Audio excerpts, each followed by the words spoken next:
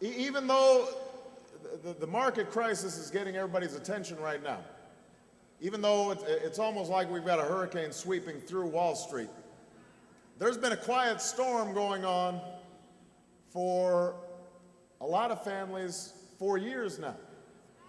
It's not news to them that the economy is not working. And what they've been looking for is so modest.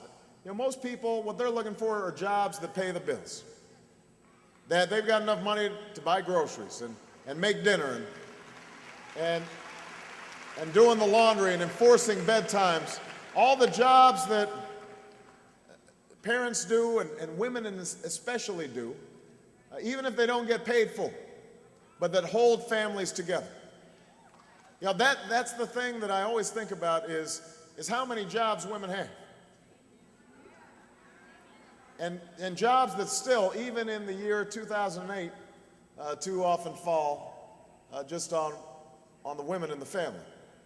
But let's be clear, while women have been hit especially hard by this economy, so many of the challenges you face, equal pay, child care, balancing work and family, these aren't just women's issues.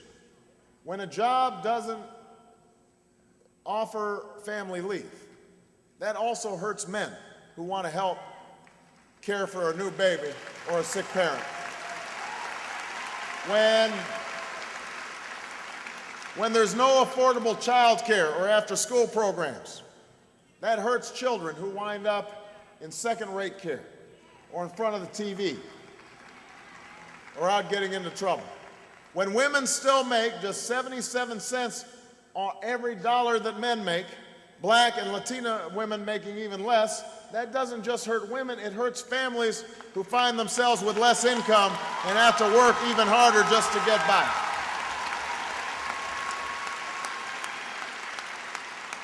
So you'd think we'd all be in agreement at this point on these issues. You'd think that solving these problems would be a high priority for anyone running for president in this country. Well, you haven't met my opponent, John McCain. Now, it's not that Senator McCain doesn't care about what's going on in the lives of women in this country. I like to think it's just that he doesn't know. Because why else would he oppose legislation to help women get equal pay and suggest that the reason women aren't paid fairly isn't because of discrimination on the job, but because they need more education and training? He must not understand, he must not know. Why else would he say that Roe versus Wade is a flawed decision and run away from a platform and run on a platform to outlaw abortion, even in cases of rape and incest? Why else would he propose a health care plan that actually taxes your health care benefits for the first time in history and gives insurance companies free rein to discriminate against women with histories of breast cancer and heart disease and other illnesses? He must not know. Why else, other than just being plain out of touch, would he claim that we've made great progress economically under George Bush?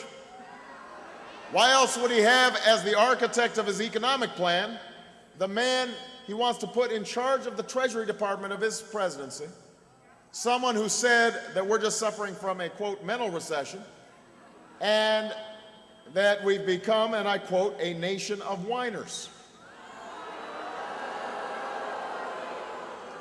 A nation of whiners. Tell that to the student I met, a young woman I met in Iowa who was working nights, sleeping just 3 hours a day, even while she was going to school full-time because she had to take care of her sister's health care. She wasn't whining, she was just wondering why the federal government wasn't giving her some help.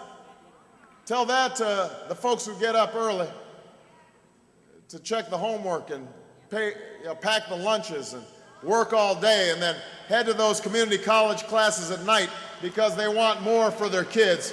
Tell that to the military spouses who stay strong through third, fourth, and fifth tours of duty, saying grace night after night with the same empty seat at the table. I don't know who John McCain's been talking to, but these are the women I've met on the campaign trail. Women who, no matter what you're facing, Don't complain or ask for special treatment or deference or an easy way out. Most of you here today, you just work hard and sleep less and do the best you can with what you've got. You're not whiners. You're the backbone of our families and our country, and it's time you had a president who knows what you're going through and will fight for you for a change, and that's why I'm running for president of the United States of America.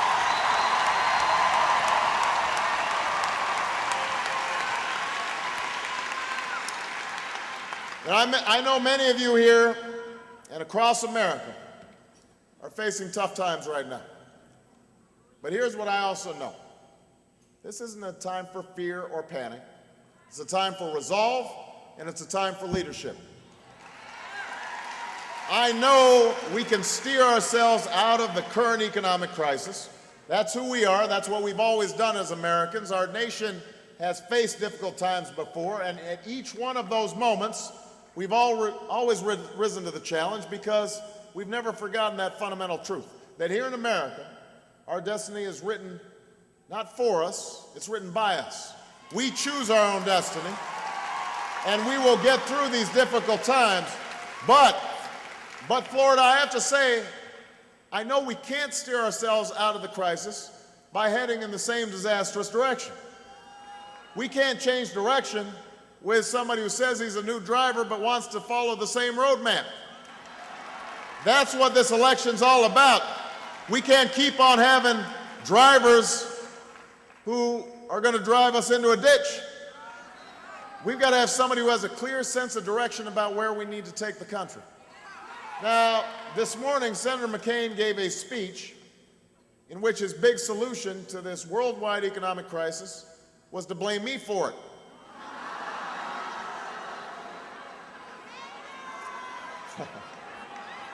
This is a guy who spent nearly 3 decades in Washington, and after spending the entire campaign saying I haven't been in Washington long enough, he apparently now is willing to assign me responsibility for all of Washington's failures. I think it's pretty clear that Senator McCain's a little panicked right now.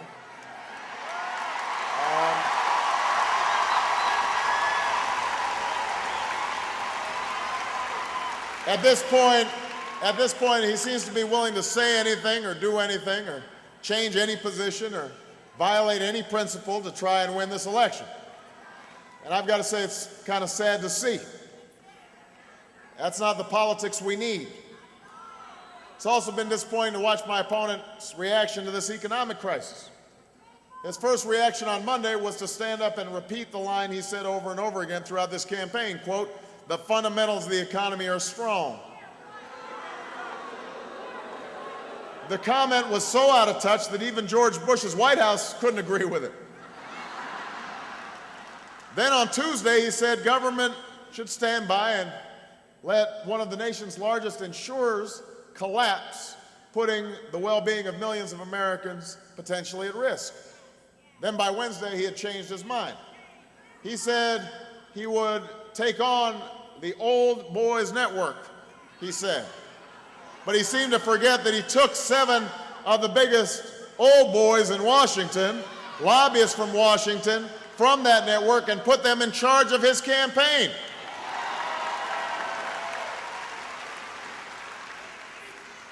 And then let's not forget that his first answer to our economic crisis was, get ready for this, a commission.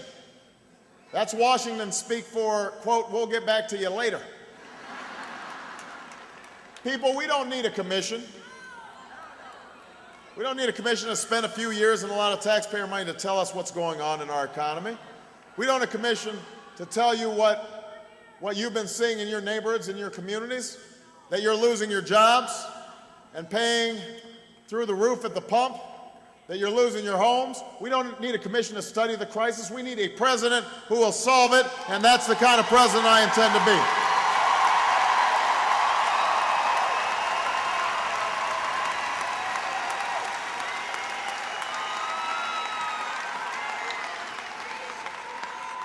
Now, our government and the Federal Reserve have already taken unprecedented action to prevent a deepening of the crisis that could jeopardize the life savings and well-beings of millions of Americans.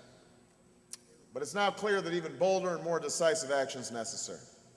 In recent years, I've outlined plans that would have helped prevent the problems we face now. And yesterday, I proposed the outlines of a plan that would establish a more stable and permanent solution to strengthen our financial system. And today, I support the effort of Secretary Paulson and Federal Reserve Chairman Bernanke to work in a bipartisan spirit with members of Congress to find a solution in the coming days.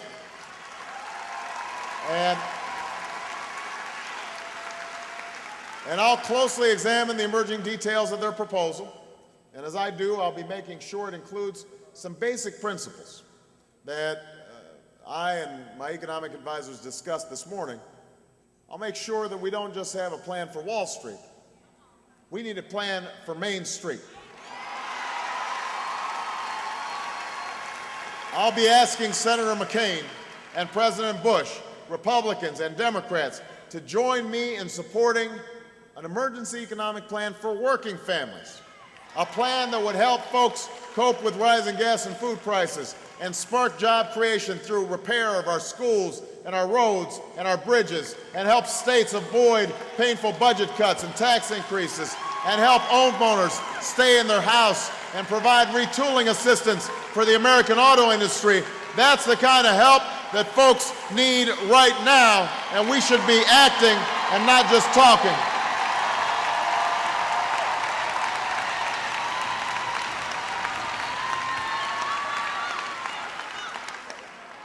I also want to be sure that we're not rewarding particular companies or irresponsible borrowers or lenders or CEOs, some of whom helped cause this mess in the first place. You know, it's unacceptable when they walk away with multi-million-dollar golden parachutes while taxpayers are left holding the bag. We're not going to stand for that.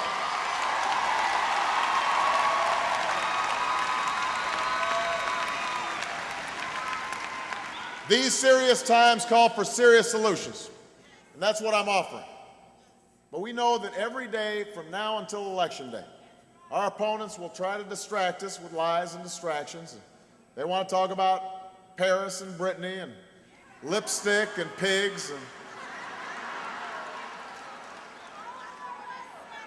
all kinds of silliness.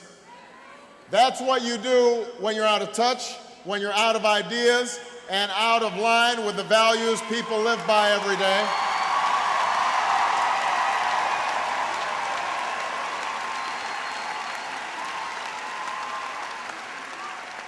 You make a big election about small things because you've got nothing else to offer. But I don't know about you, I think we've had enough.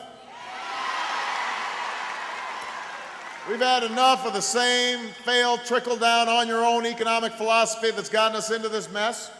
Enough of the same policies that mean women aren't paid what they deserve and have to choose between their kids and their careers.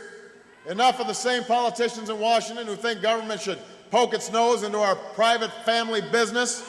Politicians who make all sorts of noises about family values, but when it comes time to do what people actually need to provide for their families and care for their families and spend time with their families, we hear nothing but silence from those same folks.